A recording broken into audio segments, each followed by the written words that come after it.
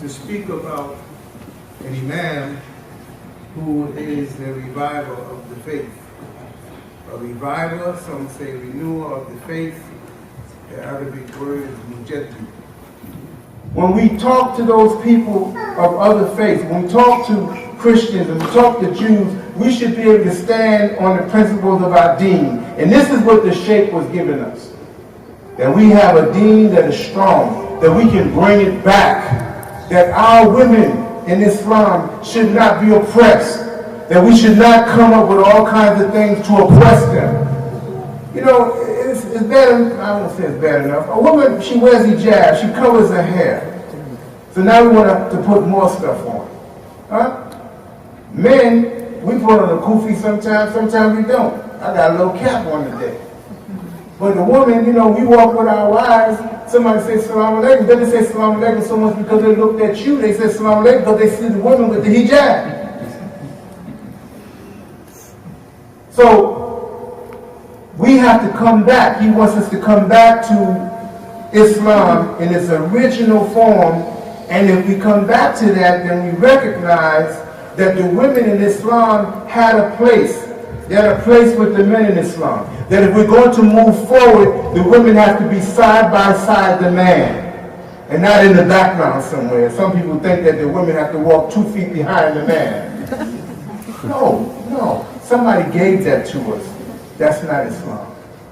So once again, I'm sure my time is up. Once again, let me say this. This is a great imam. And he reminds me of my own imam in terms of what he brought to the people and clearing certain things up. And again, it's an uphill battle. Why? Because if you've been doing certain things for centuries and somebody comes and tells you it's wrong, it's going to be hard to get them to change. Because they've been doing it for centuries. But you just have to keep chipping at it and chipping at it and chipping at it and chipping at it until we come back to Islam and its Christian religion.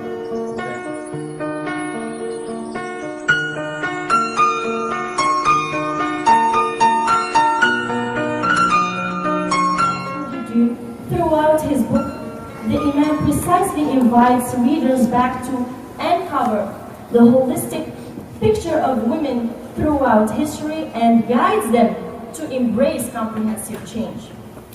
But where should I begin this change?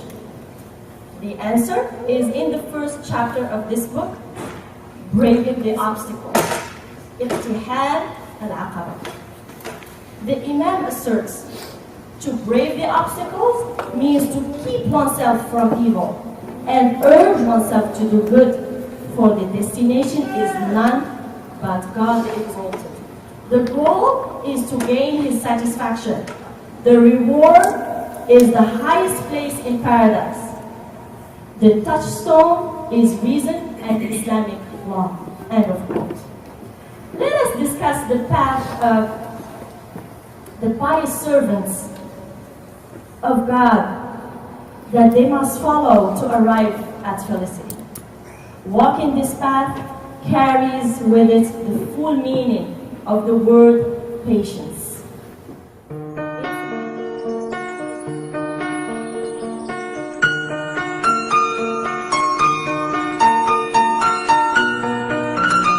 This is why we have to set the example.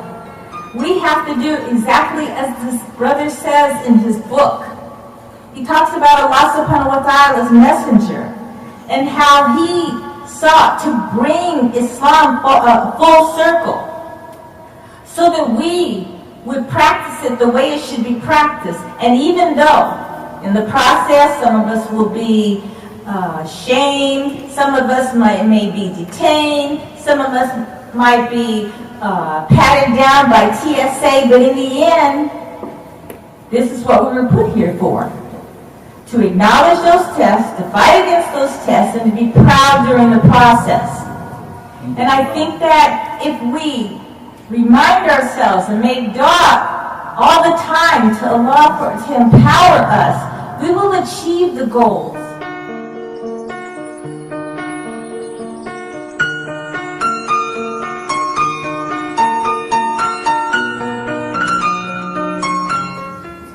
Assalamu alaikum wa rahmatullahi wa barakatuh. بسم الله الرحمن الرحيم الحمد لله رب العالمين وصلى الله على سيدنا محمد وعلى آله وصحبه وإخوانه وحزبه أجمعين. In the name of Allah, God, the most merciful, the most beneficent, may His peace and blessing be upon His beloved Prophet and Messenger, Muhammad, all prophets, all messengers, all companions, men and women, all scholars, all the Mujaddideen, all the Mujahideen. We can say Mujahideen, right? Yeah, we can say Mujahideen. All the Mujahideen, all the Mujaddideen, and everyone who follows their footsteps. It's very difficult for someone to be the last speaker with all of these great speakers and speeches. So please bear with me, and I ask Allah Ta'ala to give me the wisdom and the guidance so in my talk and to accept it. I have been asked to talk about three things. The book in general, what is it about? The author of the book and the translator of the book. What has been published is only one volume. There are 5 volumes of the book. So 4 are in the works. And as the title says, the Muslim woman journey into the light. This book is specifically about our dear Muslim women's relationship with your Lord. About your connection to the one who has created you. About your bond with Allah Ta'ala. How is it? Is it strong? Is it firm? Is it unshaken? The book is about your love of your Lord. And that summarizing one word, journey. It shows you how you can strengthen that relationship, how you can build that love, how you can bond with your Lord. It's specifically about women, but it's also very beneficial to men. Because if your bond with your Lord is strong, then you are going to fear no one. No matter who the occupant of the White House is, you're going to fear no one. When something happens and you are tested, it's going to only make you stronger. And you're going to take that opportunity to make Islam even more known. But the question is, how do I get that strength? I have the Quran and I have the Sunnah. Where do I begin? What is more important? What is most important? With all of these centuries of deviation and misunderstanding and misinterpretation about specifically Muslim women, what should I do to revive that connection with my Lord? And revive the true and real impact that our great Muslim women in the time of our beloved Prophet Muhammad had. If they were able to have that impact, we can have it too. But show me the way, a practical way, a proven way, an authentic way, directly from the pure source, the Quran and the Sunnah. That's what the book is about. Now, who's the author? You may all be wondering who the author is and what makes him qualified to write about such very important topic, the Muslim woman. In other words, why should we, American Muslims, read his books and use them to guide us in our journey to Allah Ta'ala? In 2012, as you have seen in the video, in an international conference in Istanbul, Turkey, several renowned scholars from various countries met and concluded, as our Imam said, brother said, concluded that Imam Abdessalam Yassine is a Mujaddid. Now, long before that, this is 2012, long before that, in the 70s, the great scholar, one of the great scholars of Islam, may Allah have mercy on him, Imam Abu Hassan al-Nadwi. He was presented the two major books that Imam Abdessalam Yassine wrote, which are Islam Between the Appeal and the State, and the second book, Tomorrow Islam. One of the friends of the Imam and one of his students, he went to Mecca and he met with Imam Abu Hassan al-Nadwi. And he presented to him these two books. And then later on, in Medina, Imam Abu Hassan al-Nadwi was asking about this, where is this Moroccan person? I want to see him. When he saw him, he said this. He asked him to convey a message to Imam Abdessalam Yassine.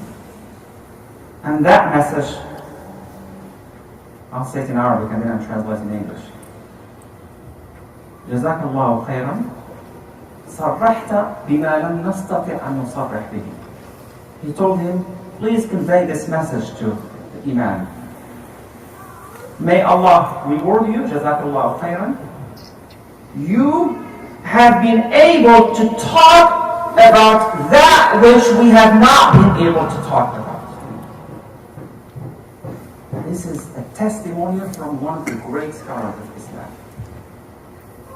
Being a Mujaddid is the highest qualification any scholar can have in order to be trusted, a trusted authority on Islam. So, why do we need a Mujaddid if we have the Prophet Muhammad sallallahu alaihi wasallam? We already have the best of creation, the final messenger of Allah Ta'ala, Muhammad sallallahu alaihi wasallam.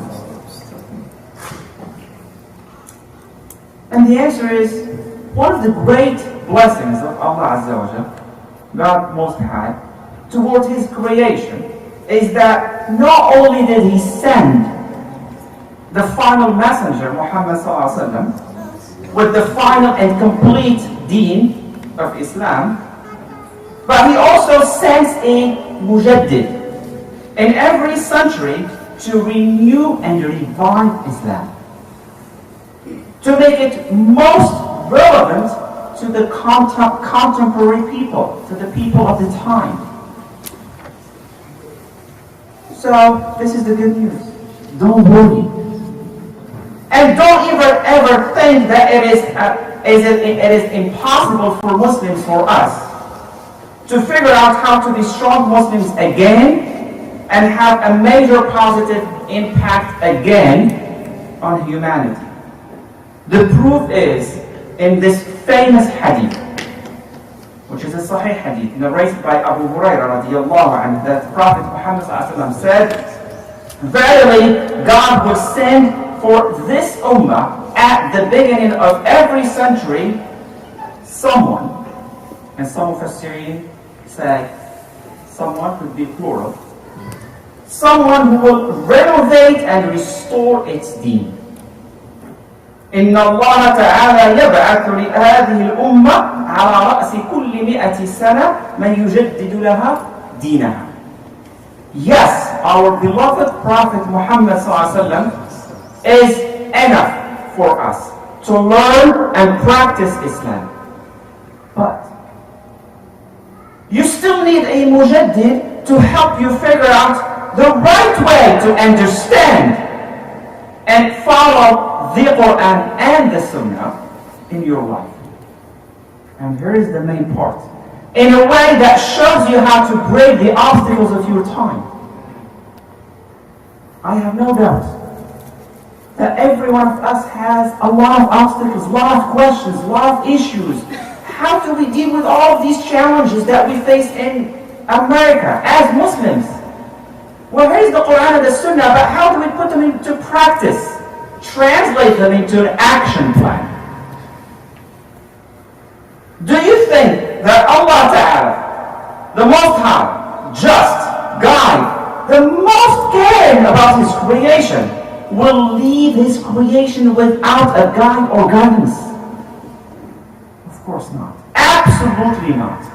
Will He, the Most High, leave you, His servant, without help or support, without someone whom He sends for you to show you how to overcome the obstacles of your time to live by the Quran and the Sunnah?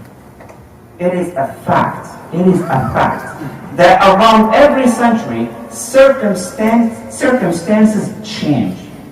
Challenges change. Obstacles change. All kinds of misunderstandings and misinterpretations of Quran and Sunnah pop up and grow up in numbers. Deviations from the straight path grow, and faith and trust in Allah Ta'ala weaken. How can you expose and oppose that which is wrong if your faith is not strong in Allah Ta'ala?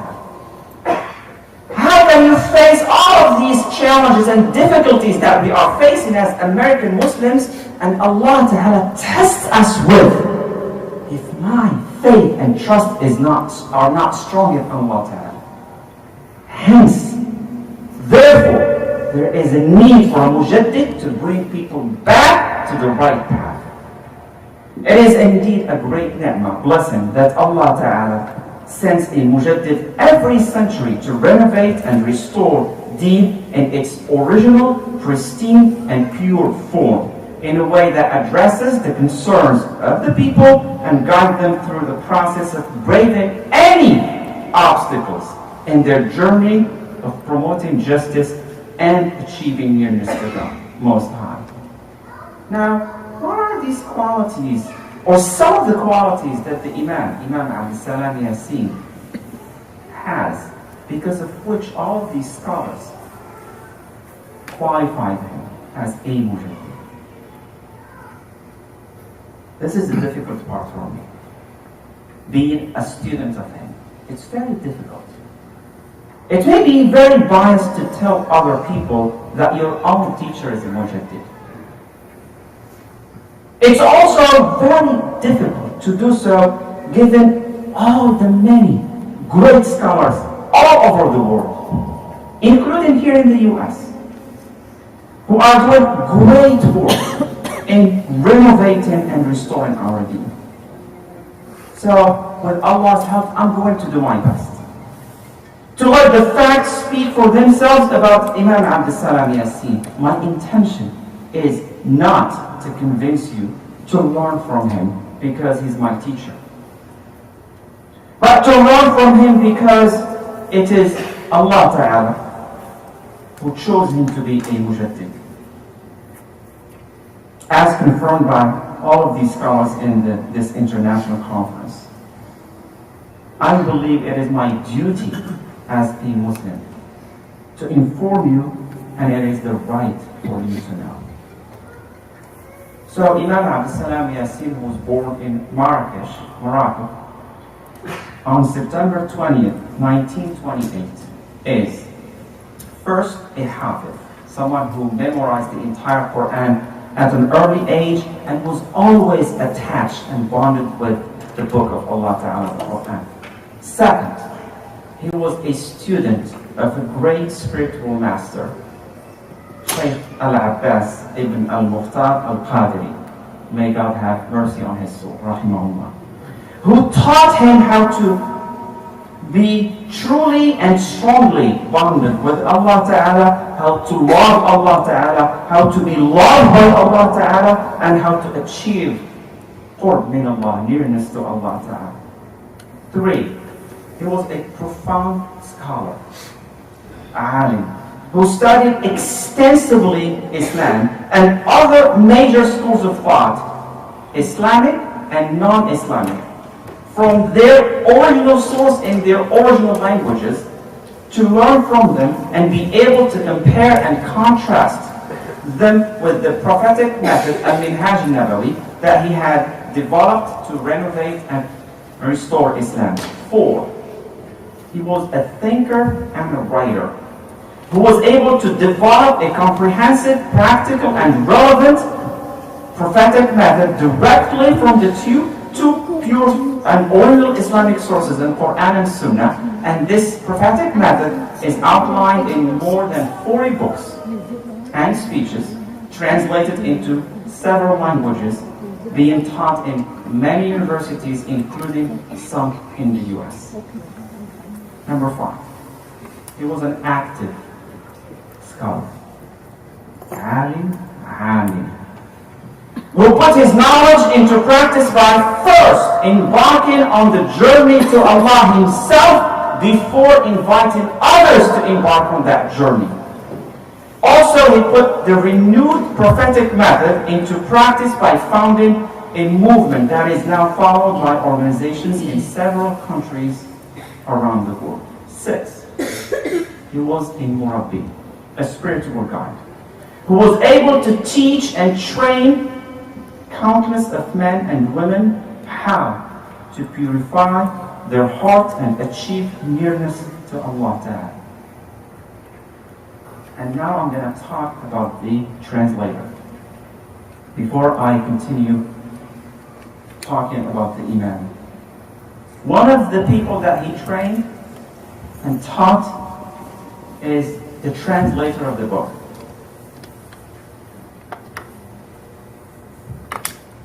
Whose name is Farouk Balaz, rahimahullah. He passed away.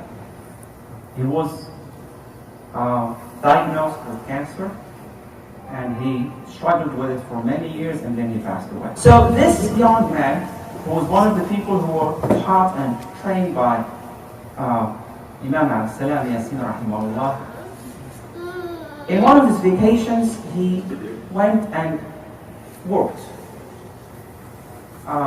He took a job, and he earned about $400. So he went back home, and he told his mother, I'm going to use this money to learn English. She told him, well, you have the means, you don't have to use your own money. You just have a job and you earn little money, just save it for yourself. He told her, no, I want to use my own money that I earn myself to learn English. So that's how we learn English. After graduation, this is before he was diagnosed with cancer. After his graduation, he did not look for a job. His number one priority was to translate the book. That was his project. And then he was diagnosed with cancer. And then he reached a state where he could barely breathe. Barely breathe. He reached a state where only very limited time during the day he can think and write and speak. And in that time, that limited time, I remember, he would work on the translation to finish it.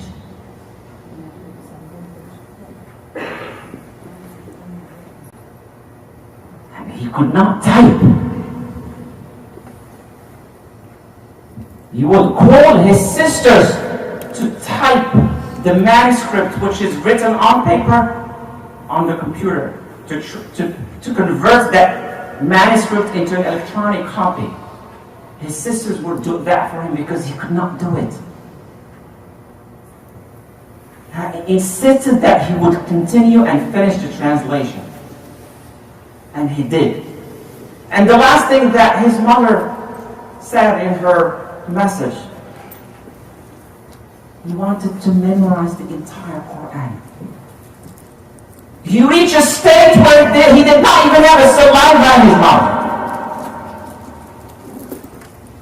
And he finished it just by moving his lips. And he told his mother, I want you to have a throne on the day of judgment.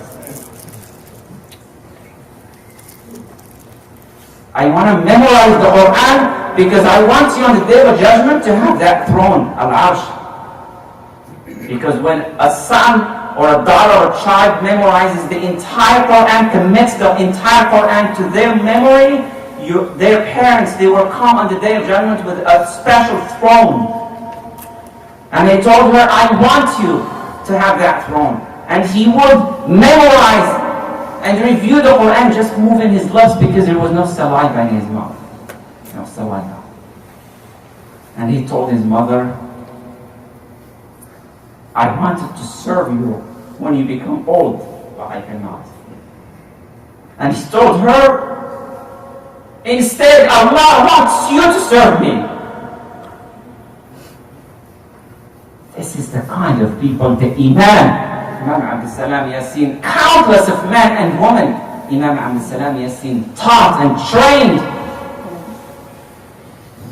how to do what's right no matter what the consequences are. No matter what the price is, because when you are with Allah Ta'ala, you can do everything. And no one can stop you.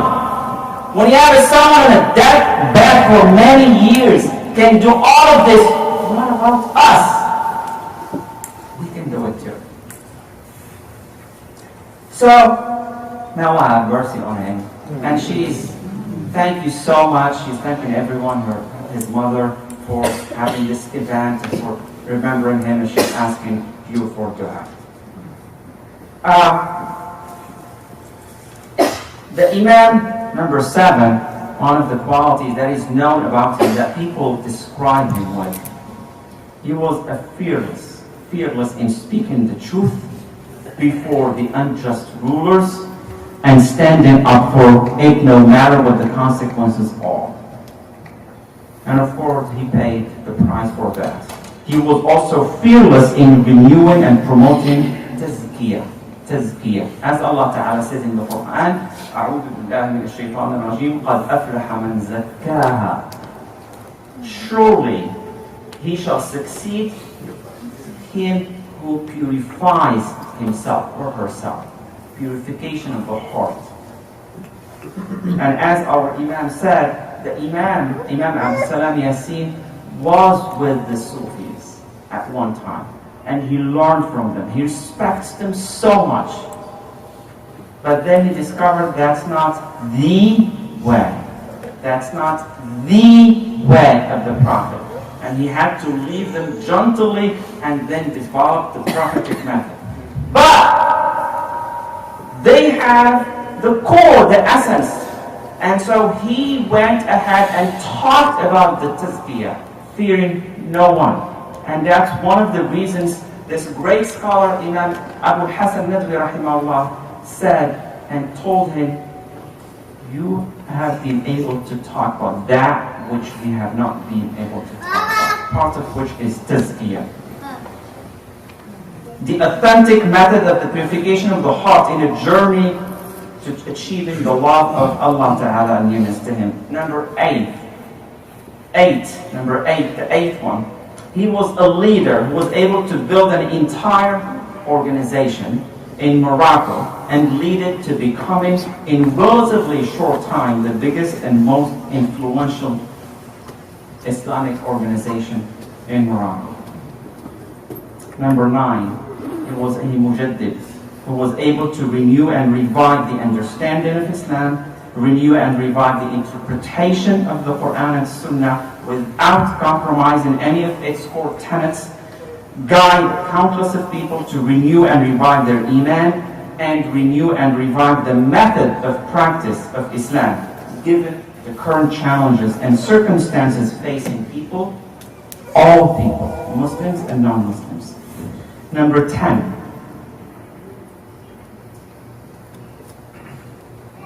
And this is the biggest one, as far as I'm concerned. He was the Abd. He was a servant of Allah Ta'ala.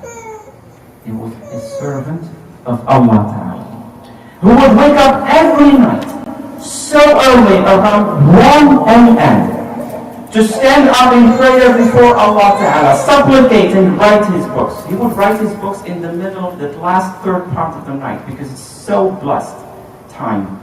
A servant of Allah Ta'ala would have fixed times during the day, every day, for salah on time, for extensive supplication for everyone, dua for everyone, for Quran reading and listening, and all forms of dhikr, of remembrance of Allah. He was a servant of Allah Ta'ala who would do everything possible to stay strongly bonded with Allah Ta'ala and receive all the necessary support, blessing, knowledge, help, patience, perseverance to ensure that everything he was doing to revive Islam was right and most excellent and well accepted and blessed by his Lord, Allah Azza wa Jal. 11. He was described by his colleagues at work as an outstanding professional who would work very hard in perfecting his job no matter what the consequences are, even if it costs him to lose his job, especially in a country where corruption, bribery, and favoritism are the norm. 12.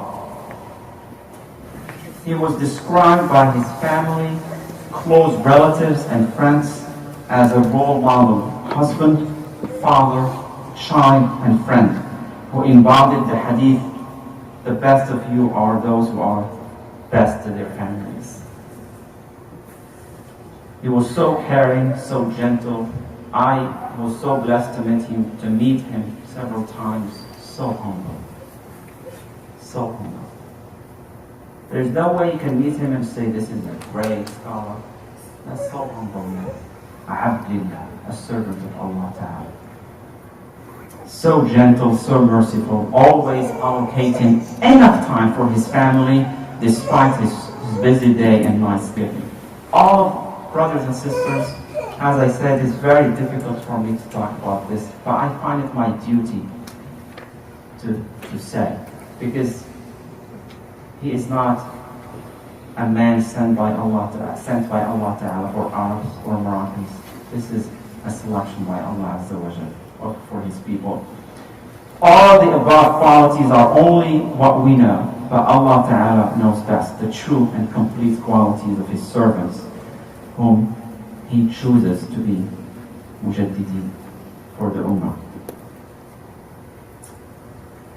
Studying the life of Imam Abdessalam Yassine, reading his books, reading testimonials about him from all of these scholars, seeing what kind of real positive impact he has had worldwide on countless of men and women are all important in getting to know him more.